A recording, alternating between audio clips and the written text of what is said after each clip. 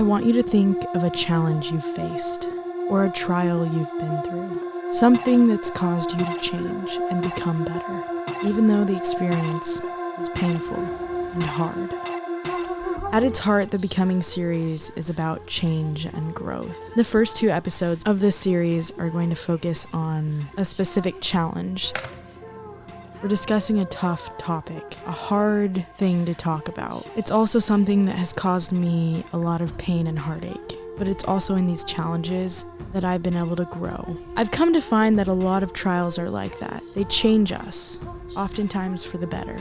They teach us and they help us empathize. It sucks when you're in it, that's for sure, but looking back, I'm grateful for these challenges that I've faced because I wouldn't know what I do without going through the hardships. And I hope that by sharing my experience, that I can help you skip some of the pain that I went through, especially on struggles with food and eating. I know what it's like to be consumed by food. And for people who don't struggle with it, it sounds ridiculous, but for those that do, I know you can relate. This is my story. This is my experience. Everybody's different, but I hope that you can gain something from my experiences and maybe learn something about yourself. Maybe take something away that can help you. That's my goal with this video and the ones coming after. We're all on our own journey to become, and this is just the start of mine. So let's start where most stories do, from the beginning. I was a confident and happy kid. I lived an active lifestyle, the woods for a backyard, I had animals to run around with, ponds to swim in, and 5 siblings. We're gonna show you our first breakfast day. Tell me what we made, Allison. We made strawberry muffins. So here's what they turned out to be. Doesn't that look like just like the yummiest muffin? You probably wish you could eat them. My parents, Austin and Wendy Rehl, are confident people. They don't shy away from challenges. It could be dance competitions, talent shows, speeches, or Zumba class. They show up, and they taught me and my siblings to do the same. I also grew up watching my mom prioritize exercise. She taught workout classes since before I was born, and having 6 kids never slowed her down. So the first one is you're going to want to just point your toes, and this is going to stretch your back and under your leg. I dabbled in different sports. I played volleyball and danced in middle school and did swim team for a little bit in high school.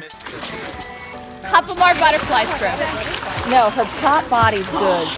My junior year of high school, I got a gym membership, and let me tell you, it was intimidating. I was embarrassed and a little sheepish to work out around other people, so I tried to find empty rooms and spaces where I could stay out of the way. And that's where I first started my favorite workout to this day, body combat. It's funny to see how much I've improved since I first started, and you definitely have permission to laugh at this footage. Don't forget to drink your water. When I was young, I couldn't relate to girls who were self-conscious. I didn't struggle with self-doubt. But in high school, that began to change. I began to compare myself to others. I started finding faults with my body, my clothes, and my abilities. For the first time in my life, I began to feel inadequate. And honestly, I've never really felt like this ever in my life before. Like when I'd hear girls say like, I feel like I'm not enough, I'm not pretty enough, I'm not talented enough. I honestly like couldn't really relate to that until now. Think about what I want my future to be like, what I want to achieve, and then I look at myself and I'm like, you're not good enough. There are so many reasons why you're gonna fail. Life gets hard, even for those people who seem to have everything together. If working through your thoughts and feelings is overwhelming, getting professional help is one way to make it a bit easier. And that's why I want to thank BetterHelp for sponsoring this video. I think it's so important to talk about the things that are hard. Address those things that are interfering with our happiness.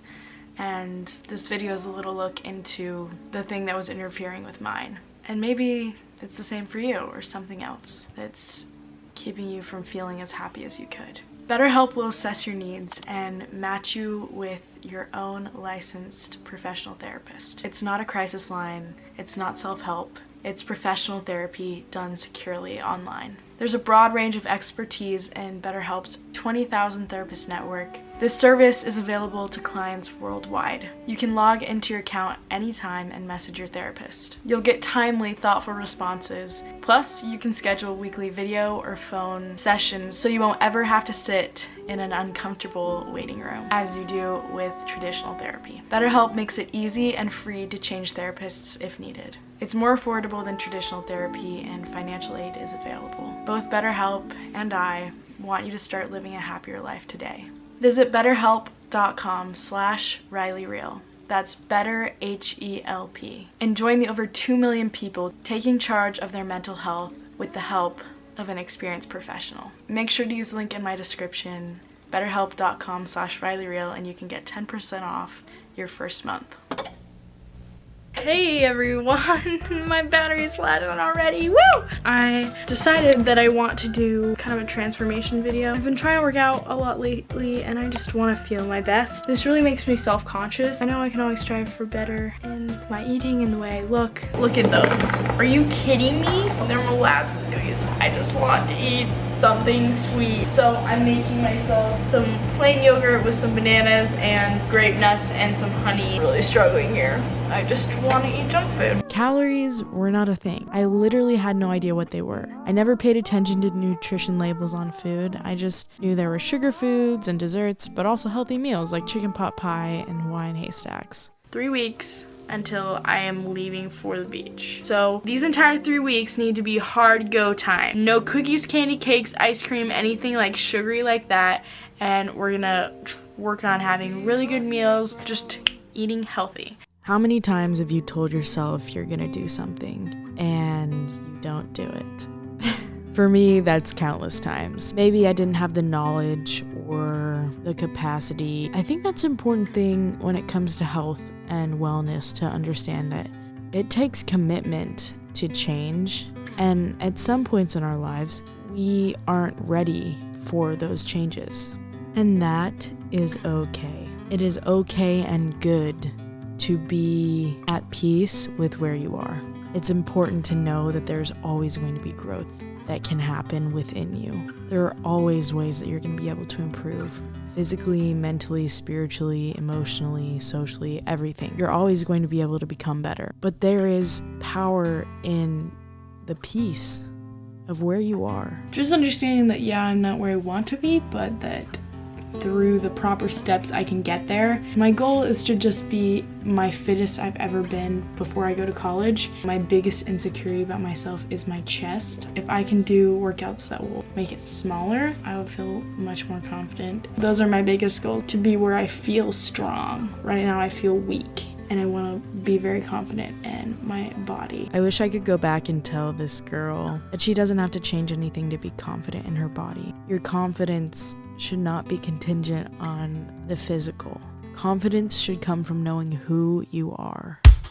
Alright guys, things are about to get real. I graduated high school and jumped headfirst into the summertime. This was summer 2020, so it kind of sucked, but I did get to go on vacation to Michigan with my family for 2 weeks. So once we got back, I only had 2 weeks left until I moved to college. So these 2 weeks are very pivotal.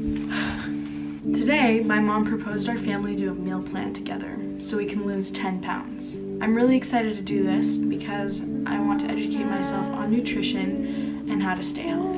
The goal for this challenge for this video is to understand food better, lose those 10 pounds just because I know it'll make me feel better and healthier, and then just make my body stronger because I'm going to be working out as well. We're actually doing this challenge as a family. I want to emphasize that I was very excited about this challenge. I love self-improvement, and any chance I get to become a better version of myself, I was very enthusiastic about this challenge and this opportunity to better myself. What I didn't realize was the effects it would have on me later. I remember sitting at the kitchen table and my family, we were all kind of calculating what it would take to lose a couple of pounds. It was decided for me that to lose weight at a healthy number, I would eat a limit of 1,500 calories a day, which will put me at a deficit. So that's less than I need to maintain my weight, which means I will lose weight. Pretty simple, guys. I'm about to eat my words later on. It is not simple. Tracking my calories opened my eyes to the volume of food I was eating previously. I was overeating without knowing it. I always had this mentality that if I worked out, I could eat whatever I wanted as long as it was healthy. The quantity didn't matter, but dude, the quantity does matter. I would eat so much food, and granted, it was healthy food, but there was just so much of it that it totally canceled out all the work I was putting in on exercising. I grew up thinking that the amount of food didn't matter as long as it was healthy. But obviously, if you're eating a ton, even if it's healthy, you're bound to gain some weight. Is that wrong? Not at all. But personally, I didn't feel as healthy or as fit as I would have liked. I decided not only to lose weight during this challenge, but to try and lose 10 pounds in 2 weeks. If I was going to be eating 1,500 calories, losing 10 pounds in 2 weeks, that doesn't work because I was feeding myself enough to lose some weight, but not that drastically. I do feel the need to mention that I would not eat that number of calories now after going through my whole experience. I have learned that you don't need to punish yourself. And I think when you try to lose weight like this is punishing your body and yourself, and that is not the way to do this. We'll get deeper into that reasoning and how I came to that conclusion as we move on throughout this story, but I want you to know I'm giving you the basics of where I came from so you can follow along this story and see my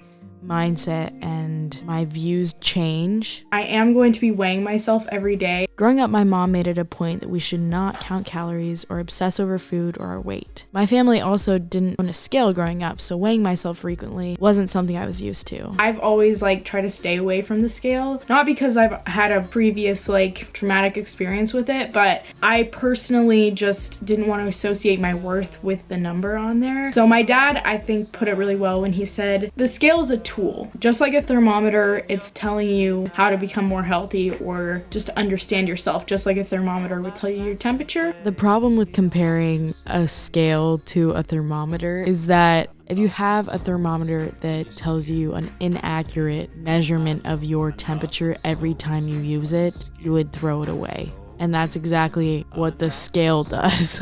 It's not a reliable form of measurement, and in my opinion, it's more damaging than it is good. In this diagram, you see a breakdown of all the different factors that can lead to weight fluctuation. And you see, for this challenge, as I start weighing myself every day, I am upset by the fluctuation. I'm like, well, why am I more weight than I was yesterday? I'm eating 1,500 calories, I'm working out for an hour, I'm doing the things I said I would, and I'm gaining weight, but then I'm losing? I'm so confused. Not gonna lie, I'm a little confused because it says 38 and yesterday it said 30. It says 36.6.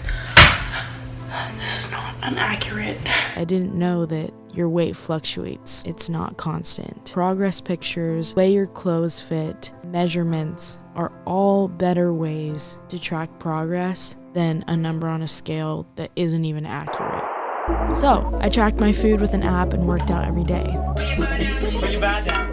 I learned the basics of what makes up food. Calories. I learned about calories, but I still didn't understand nutrition. Throughout this challenge, I ended up losing some weight. I felt accomplished and good. I felt safe, surrounded by my encouraging family. By the end of the 2 weeks, I physically felt better. I didn't weigh myself again. I felt good, and that's what really mattered to me. It's what really mattered all along. What I really wanted was to feel confident and healthy going into college. I didn't realize the impact this knowledge would have on my life moving forward. Everyone becomes aware of calories at some point, but for me, it just happened to be as I was leaving everything I knew and moving to a different state for school. And here's where things take a turn. I'm leaving for college tomorrow, and I feel good. I feel peace. I'm about to leave the safety and support of my family. I'm about to leave my home. Place we could go. I know a place where there aren't any roads, where the grass is always greener. And suddenly, with this new knowledge I held, I was plunged into the world of dining hall food, cookout shakes, and college.